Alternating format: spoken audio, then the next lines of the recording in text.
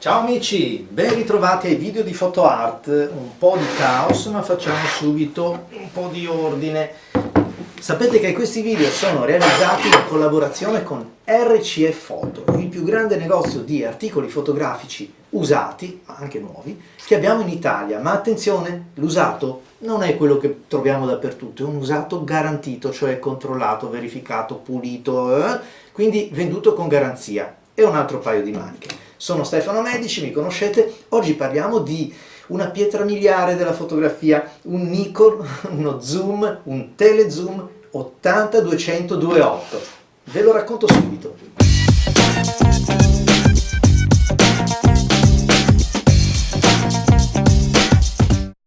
E lo so che vi state già leccando i baffi, perché l'80-200-2.8 è uno di quegli obiettivi che non deve mancare nel corredo di un fotografo, o perlomeno non dovrebbe mancare, perché ci dà un arco focale che è davvero molto utilizzato, dagli 80 mm ai 200, ci faccio di tutto, faccio il ritratto, faccio anche il dettaglio, riesco a fare, montandoci un anello macro, anche dei particolari su fiori di media grandezza, non certo sui più piccoli, o su dettagli della natura, ma anche dei ritratti ravvicinati ai piccoli oppure alle persone con le quali siamo in confidenza, di tutto rilievo. Una delle caratteristiche più belle di questo obiettivo è proprio la resa dei colori, l'incarnato, quei toni pastello che nel corso degli anni, inseguendo un po' le mode, si sono andati a perdere. Allora andiamo un po' a fare il punto della situazione. L'80-200 ha perlomeno 3 esemplari nel suo corso, nella sua evoluzione. Questo è il più vecchio, se vogliamo, che molti conoscono anche come versione a pompa, perché la zoomata avviene in questa maniera. Tra l'altro questo è un obiettivo, io non lo maneggiavo da davvero tanti anni, perché ne ho avuto 2 esemplari ancora, insomma, negli anni che furono, però questo è così ben frizionato che sembra quasi nuovo. Anche la ghiera del fuoco che si muove così è molto frizionata. Il problema c'è, non nascondiamocelo, ogni volta che vado a puntare in alto, inclino l'obiettivo e come vedete, inesorabilmente, lento o veloce che sia, questo scivola in basso, perché purtroppo la gravità non risparmia nessuno.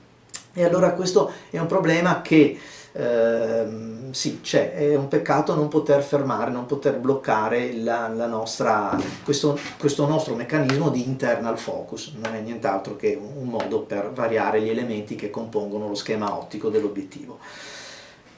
Passaggio da manuale ad autofocus avviene come nelle vecchie ottiche attraverso questo anello, pigiando così, e passiamo da autofocus a manuale. Non riusciamo quindi a controllare il fuoco manuale quando siamo in autofocus, anche se lo muoviamo non ha nessuna diciamo attivazione sui componenti meccanici.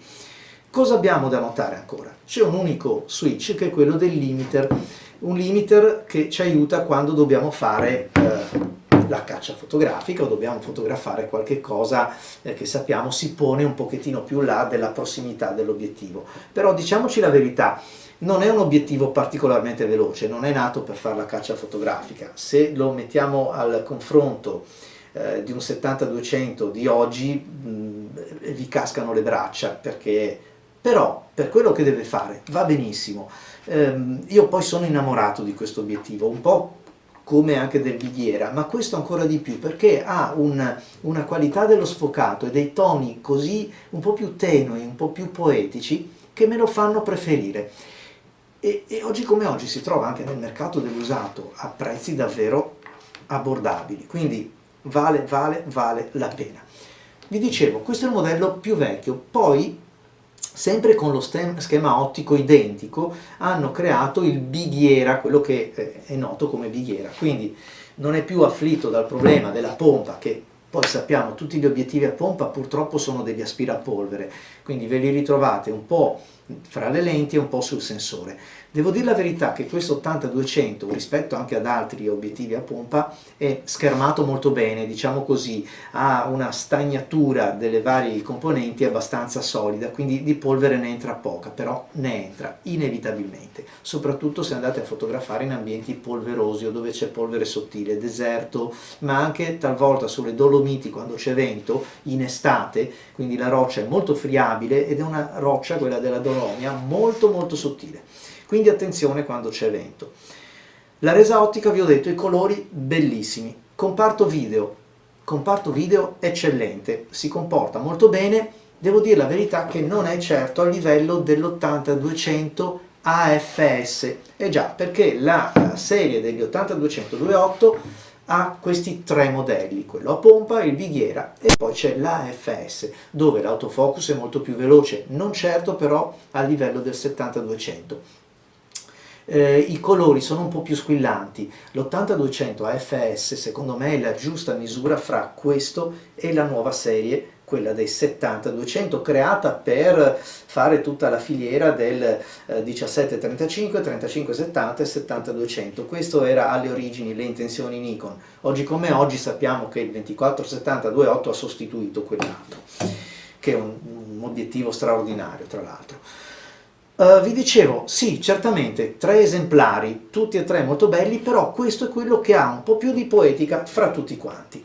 Abbiamo detto che l'autofocus non è certamente la sua caratteristica principale, e quindi come si comporta con i converter?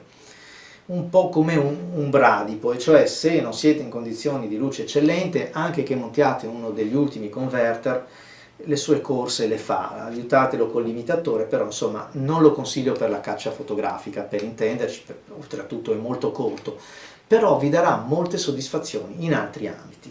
Quindi a chi serve? Serve un po' a tutti quanti, ecco perché è un obiettivo da avere, perché è un obiettivo di quelli che può sostituire la classica tripletta, l'85 1.8, il 105 o il 135 f2, f2.8 e il 180 2.8. Mi compro questi 3 obiettivi, ho una borsa carica così e spendo anche un bel po' di soldi, oppure me ne compro uno che non è 1.8 a 85 mm, non è un f2 a 135, ma è un 200 a 2.8. Me ne compro uno? Sì, me ne compro uno perché fa veramente bene il suo lavoro. È chiaro che poi nella periferia è un po' meno nitido dell'85 mm, lo sfocato non è bello come quello del 135 f2, perché non solo perché Nikon ha il defocus control, non solo perché ha un diaframma più ampio, però lo vedete solo se li mettete insieme, solo se li avete avuti nella vostra borsa fotografica vi accorgete della differenza, altrimenti no, non ve ne accorgete. È molto bello, io lo consiglio assolutamente. Quindi la domanda è: me lo compro? Sì, con 30i dopo la S, me lo compro sì, perché nel mercato dell'usato si è trovato un obiettivo come questo, ben frizionato, tenuto bene. Non fate caso a questa rigatura che troverete su tutti gli esemplari, perché questa vulcanizzazione che c'è e che caratterizza anche la serie del modello di cui stiamo parlando, purtroppo non appena lo appoggiate da qualche parte si forma, è proprio un'usura che non potete eliminare, non è un segno di cattiva conservazione oppure di trascuratezza nella manutenzione dell'obiettivo, sono fatti così. Cosa devo controllare? Che sia ben fluido, ben funzionale, e poi chiaramente il controllo lo lasciamo ai tecnici. Comunque è un obiettivo che a me piace molto e senz'altro è super consigliato. Bello, ok, ma nella stessa categoria che cosa trovo?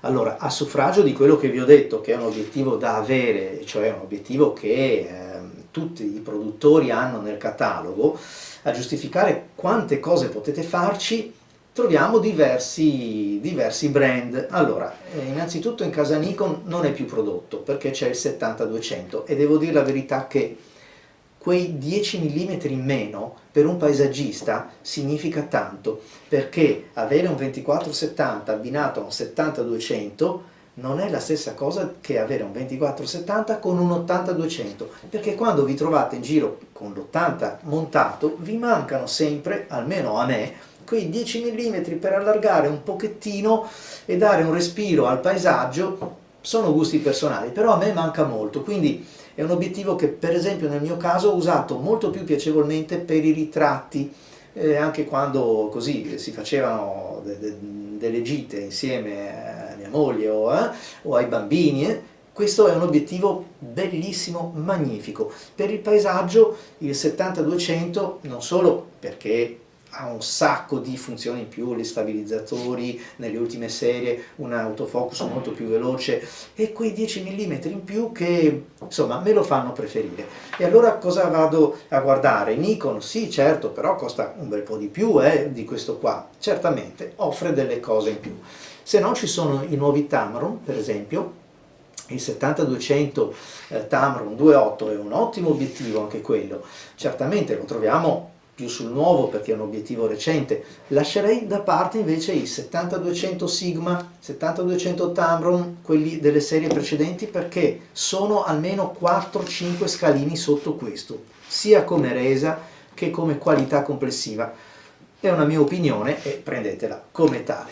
Vi ringrazio, questa volta è davvero tutto, vi invito a seguire il canale di PhotoArt, iscrivetevi se vi piace, iscrivetevi in quello di RCE che è ricco di informazioni e all'appuntamento al prossimo video. Ciao a tutti!